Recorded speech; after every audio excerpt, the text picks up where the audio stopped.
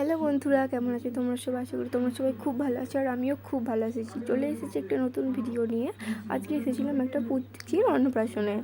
দেখো, বেলুন দিয়ে দুটো গেট করেছে, দুটো গেটই বেলুন দিয়ে সাজিয়েছে, খুবই সুন্দর লাগছে, অসাধারণ লাগছিল। তারপর আমি একটু ভিডিও করছিলাম। দেখো, আমার বান্ধবীকে ক্যামেরাটা ধরিয়ে দেওয়ার পর দেখো মামা আমাদের ভিডিওতে হাই করলো। তারপর দেখো আমরা সবাই মিলে আমরা রুমে যাচ্ছি। রুমে যাওয়ার পর জল মিষ্টি দিল, সবাই মিলে মিষ্টি খাচ্ছিলাম। সব বন্ধুরা এক জায়গায় থাকলে যা হয় জানোই তো।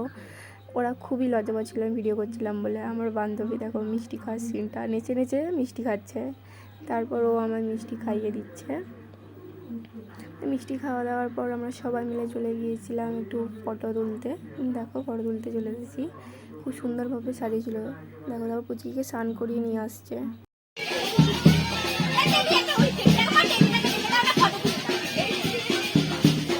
আমার বান্ধবী টেডির সাথে ফটো তুলছিল। তারপর আমাদের ফটো তুলে হয়ে যাওয়ার পর সবাই মিলে গেলাম একটু ফুচকার কাছে ফুচকা খেতে। ফুচকার দোকানে যা লাইন দেখো, ফুচকার দোকানে যা লাইন দেখে আমার বান্ধবীরা দাঁড়িয়ে পড়েছে। তারপর ফুচকার দোকানে একটু লাইনটা কমতে আমরা গেলাম ফুচকা খেতে। অল্প খেয়ে তারপর খাওয়ার টেবিলে চলে এসেছি খেতে, লাঞ্চ করতে। দেখো সবাই বসে আছে। তারপর আমার বান্ধবী বসার জায়গা পাই না।